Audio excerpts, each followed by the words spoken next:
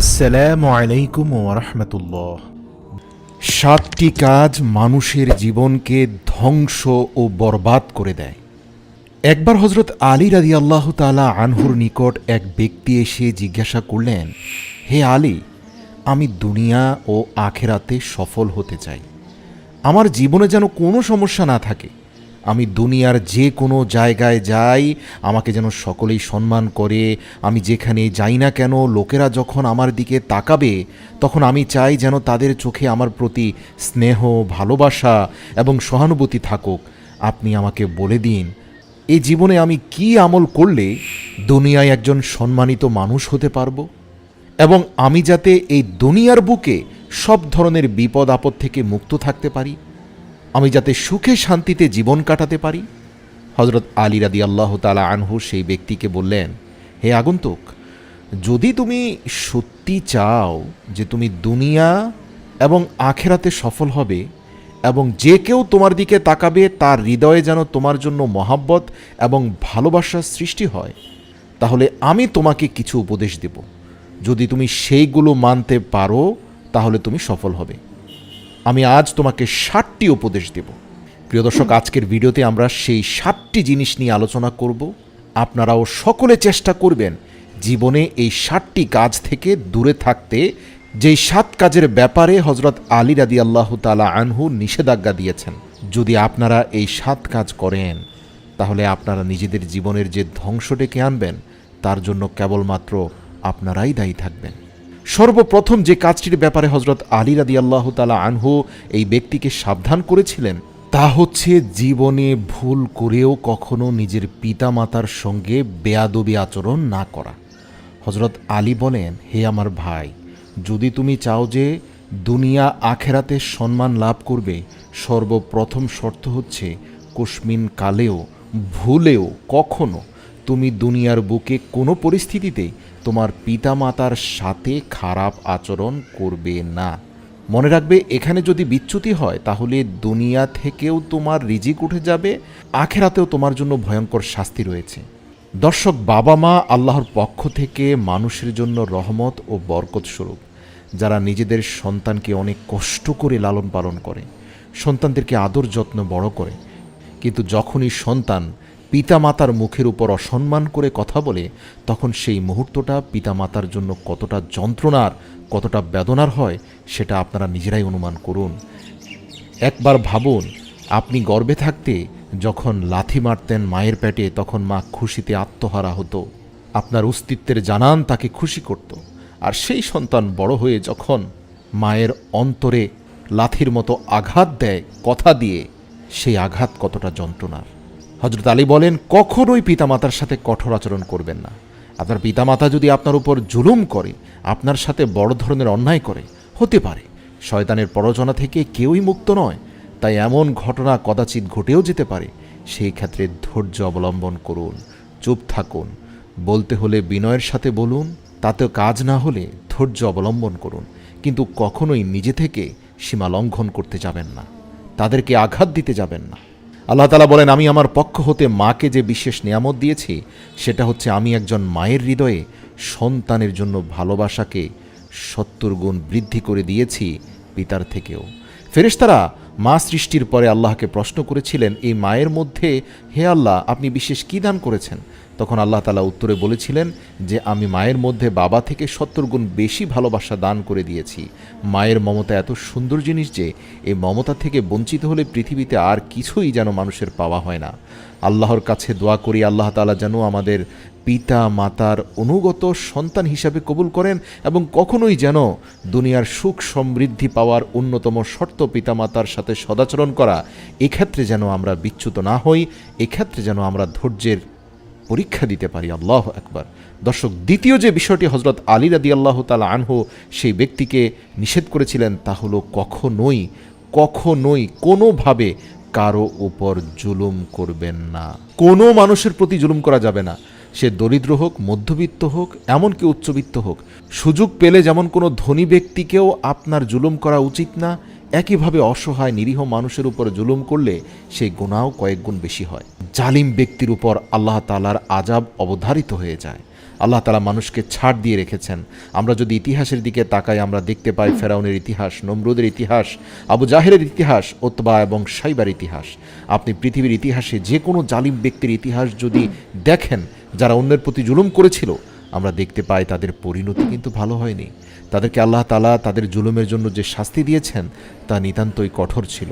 আর জুলুম এমন এক ভয়াবহ জিনিস যা এক জায়গায় স্থির থাকবে না। জুলুম একটা পর্যায়ে আপনার দিকেই ফিরে এসে আপনাকেই উল্টো আঘাত করবে। আপনার করা জুলুমই আপনাকে দেখিয়ে দেবে যে যদি আপনি কারো উপরে জুলুম করেন তাহলে তার পরিণতি কত ভয়ানক হয়। অতএব প্রতিটি মুহূর্তে আল্লাহ তাআলার কাছে ক্ষমা প্রার্থনা করুন। আল্লাহর সামনে হাঁটু গেড়ে বসে এবং সেজদায় লুটিয়ে পড়ে আল্লাহর কাছে দোয়া করুন যে, হে আল্লাহ, আমাকে মাফ করুন, আমার অন্তরকে প্রশান্ত করুন। হে আমার প্রভু, আমার দ্বারা জুলুম হয়ে গিয়েছে। রব্বানা জালামনা আনফুসানা ওয়া ইল্লাম তাগফির লানা ওয়া তারহামনা লানাকুনান্না মিনাল খাসিরিন। হে আমার প্রভু, আমার দ্বারা জুলুম হয়ে গিয়েছে, অন্যায় হয়ে গিয়েছে, ভুল হয়ে গিয়েছে। হে আমার মালিক, আমাকে ক্ষমা করে দাও। এভাবে কেঁদে কেঁদে আল্লাহর কাছে ক্ষমা প্রার্থনা করুন। ঠিক যেই দোয়াটি করে হযরত আদম আলাইহিস সালাম জান্নাতের বিচ্যুতির ক্ষমা পেয়ে গিয়েছিলেন, একইভাবে একই স্টাইলে পবিত্র কোরআনে দেওয়া এই দোয়াটি পড়ে আল্লাহর কাছে ক্ষমা চেয়ে নিজেকে পরিশুদ্ধ করে নিন। আর কখনোই কারো উপর জুলুম করবেন না। একটা কথা হচ্ছে, আপনি যখন আল্লাহর কাছে ক্ষমা প্রার্থনা করেন তখন দয়াময় আল্লাহ আপনাকে ক্ষমা করে দেন এবং আপনাকে তার পক্ষ থেকে রহমত এবং বরকত দান করেন। অতএব ক্ষমা চাওয়ার মধ্যে কোনো লস নেই, লাভ বেশি। মানুষ যদি কোনো দোয়া না করে অনবরত শুধু ক্ষমাই চাইতে থাকে, আল্লাহ নিজেই অটোমেটিক্যালি তার অন্তরের দিকে দৃষ্টিপাত করে তার মনের ভিতরে উকি মারা দোয়াগুলো এমনিতেই কবুল করে ফেলবেন। সুতরাং কোনো ব্যক্তি পৃথিবীর কোনো চাওয়ার জন্য যদি মুখ খুলে আল্লাহর কাছে বলতে না পারে, শুধু ইস্তেগফার পড়ে, তাহলেও তার সব দোয়া মন থেকে কবুল হয়ে যাবে, মুখ দিয়ে বলতে হবে না। আল্লাহু আকবার। এটা পরীক্ষিত আমল। তৃতীয় যে বিষয়টি হযরত আলী রাদিয়াল্লাহু তাআলা আনহু সেই ব্যক্তিকে বলেছিলেন তা হলো কখনোই মিথ্যা বলবেন না, মিথ্যার আশ্রয় নেবেন না। মিথ্যার আশ্রয় নিয়ে সাময়িক লাভ আপনি হয়তো পেয়ে যাবেন, কিন্তু দীর্ঘকালীন ক্ষতির মুখে পড়বেন। আর সত্যবাদিতার মাধ্যমে মনে হতে পারে সাময়িকভাবে তেমন কোনো বেনিফিট হবে না, কেননা সত্য বলার কারণে হয়তো আপনার পণ্যটা ভালো বিক্রি হচ্ছে না, সত্য বলার কারণে আপনার সার্ভিস মানুষ নিচ্ছে না, সত্য বলার কারণে হয়তো অর্থনৈতিকভাবে সাময়িক ক্ষতির মধ্যে পড়লেও এই সত্য এমন একটি শক্তিশালী হাতিয়ার যেটা দীর্ঘমেয়াদী আপনাকে সফলতা এবং লাভের মুখ দেখাবে। সেটা দুনিয়াবী ব্যবসা বাণিজ্য বলেন, সম্পর্ক বলেন, অর্থাৎ রাজনীতি, অর্থনীতি, সকল ক্ষেত্রেই সত্যই শুধুমাত্র মানুষকে সফলতা দান করে। আর অপরদিকে মিথ্যা সকল গুনাহের মা। দর্শক, যত ধরনের গুনাহ পৃথিবীতে রয়েছে, আপনি যদি সমস্ত গুনাহের মূল কারণ খুঁজে বের করতে চান, দেখবেন যে সকল গুনাহের শিকড়ের কেন্দ্রবিন্দু হচ্ছে মিথ্যা। মিথ্যাবাদীর উপরে আল্লাহ ও তার রাসূলের লানত। তাই কখনোই মিথ্যা বলবেন না। দর্শক, আজকেই নিজের সাথে ওয়াদা করুন যে কখনো মিথ্যা বলবেন না। ইনশাআল্লাহ আল্লাহ আমাদেরকে ক্ষমা করুক এবং সদা সত্য বলার যোগ্যতা দান করুক। চতুর্থ যে বিষয়টি হযরত আলী রাদিয়াল্লাহু তাআলা আনহু সেই ব্যক্তিকে নিষেধ করেছিলেন তা হলো নেশা। তিনি সেই ব্যক্তিকে বলেন, তুমি কখনো নেশা জাতীয় দ্রব্য সেবন করবে না। দর্শক, যারা নেশা করে তারা আসলে জানেই না যে নেশা কিভাবে তাদের জীবনকে ধ্বংস করে দেয়। আর যখন জানতে পারে তখন আর ফিরে আসার রাস্তা থাকে না। যেটা স্পর্শ করে এর প্রতি নেশাগ্রস্ত হয়ে যাওয়া যায়, কিন্তু খুব সহজে এ থেকে বের হওয়া যায় না। নেশার কারণে অনেক পরিবার এবং বংশ পর্যন্ত ধ্বংস হয়ে গেছে। মানুষের মানসিক প্রশান্তি নষ্ট হয়ে যায়। একজন নেশাগ্রস্ত ব্যক্তি কখনোই মানসিক শান্তি পায় না। একটি মুহূর্তের জন্য সে শান্তিতে থাকতে পারে না। আপনি যদি নেশা করেন তাহলে এটি আপনার নিজের ক্ষতি তো করবেই, পাশাপাশি আপনার পরিবার এবং আপনজনদের জীবনেও এর অত্যন্ত খারাপ প্রভাব পড়বে। আপনি একাই কষ্ট ভোগ করবেন এমনটা নয়, আপনার সাথে আপনার পরিবারের লোকদেরকেও এই কষ্ট ভোগ করতেই হবে। আপনারা কল্পনাও করতে পারবেন না যে একজন নেশাগ্রস্ত ব্যক্তিকে নিয়ন্ত্রণ করা কতটা কষ্টের। নেশাগ্রস্ত ব্যক্তি মাতাল অবস্থায় গালিগালাজ করে, আত্মীয় স্বজনদের সাথে খারাপ ব্যবহার করে, স্ত্রীর সাথে খারাপ ব্যবহার করে, বাবা মায়ের সাথে খারাপ ব্যবহার করে, বলা যায় সে পুরো পরিবারকে অসুস্থ করে ফেলে। আল্লাহ আমাদের নেশাকর দ্রব্যের হাত থেকে রক্ষা করুক। পঞ্চম যে বিষয়টি হযরত আলী রাদিয়াল্লাহু তাআলা আনহু সেই ব্যক্তিকে নিষেধ করলেন তা হলো জেনা। তিনি সেই ব্যক্তিকে বললেন, তুমি কখনোই জেনার ধারে কাছেও যাবে না।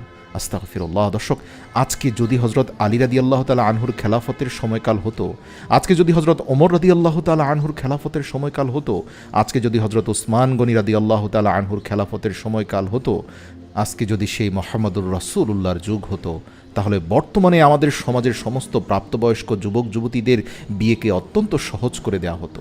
এখানে একটা বিষয় স্পষ্ট করি, বিয়ে সহজ হলে জেনা কঠিন হয়ে যায়। আবার শুধুমাত্র বিয়েই যে জেনার সমাধান তাও কিন্তু নয়। অনেক বিকৃত মস্তিষ্কের মানুষ আছে বিয়ের পরেও জেনার সাথে লিপ্ত হয়। এটা তাদের শারীরিক চাহিদার থেকেও ঊর্ধ্বে উঠে মানসিক বিকৃতির একটি চূড়ান্ত পর্যায়ের বহিঃপ্রকাশ করে।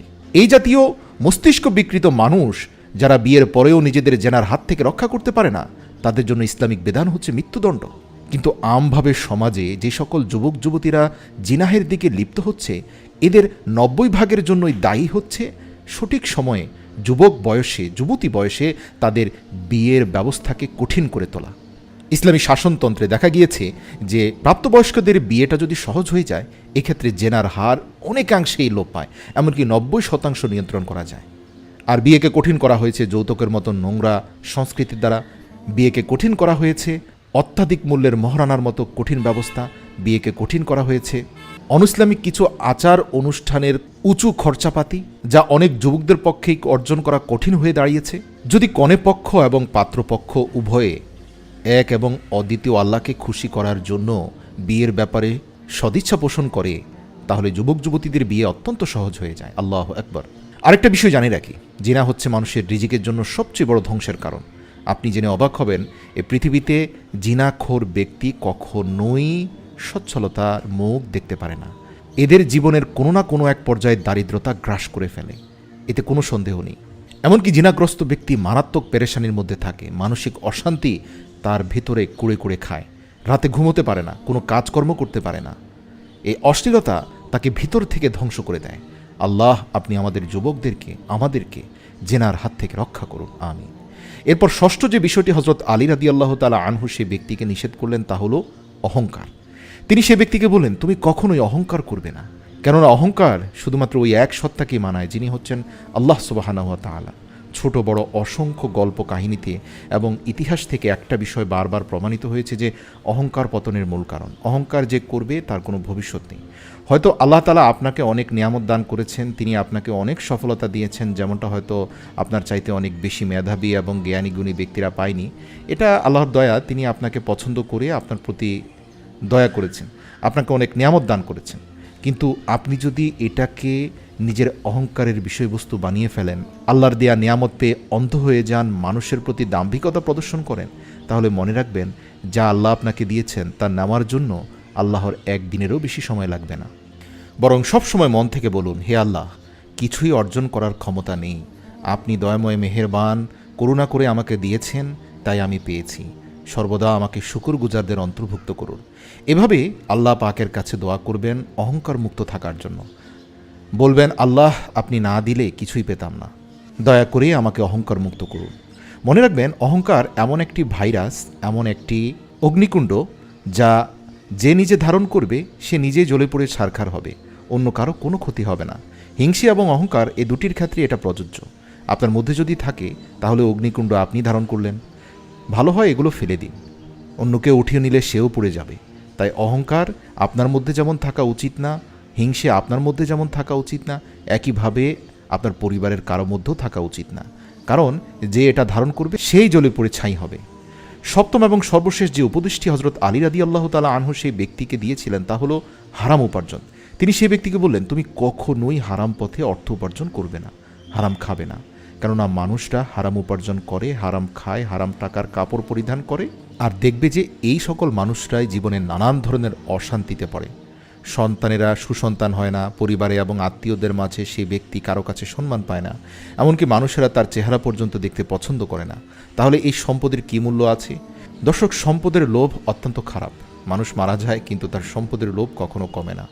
আল্লাহ রাসূল সাল্লাল্লাহু আলাইহি সাল্লাম বলেন, আদম সন্তানদের যদি একটি স্বর্ণের পাহাড় দান করা হয়, এমনকি পুরো পৃথিবী স্বর্ণময় করে দেওয়া হয়, তাহলে সে বলবে, হে প্রভু, দেওয়ার মতো আরও কয়েকটি স্বর্ণের পৃথিবী আছে কি?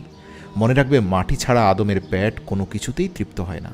অতএব লোভ থেকে বেঁচে থাকতে হবে। আসুন আল্লাহর কাছে দোয়া করি আল্লাহ তাআলা আমাদের অর্থ সম্পদের লোভ এবং হারাম উপার্জনের লোভ থেকে হেফাজত করুক এবং উপরোক্ত আলোচিত 60টি বিষয়ের উপর আমল করার তৌফিক দান করুক, যা হজরত আলী রাদিয়াল্লাহু তাআলা আনহু আমাদেরকে জানিয়েছেন। নিঃসন্দেহে আলী হচ্ছেন সেই ব্যক্তি যার ব্যাপারে আল্লাহ রাসূল বলেছেন, আমি যদি জ্ঞানের শহর হই তাহলে সেই জ্ঞানের দরজা হচ্ছে আলী। সুবহানাল্লাহ।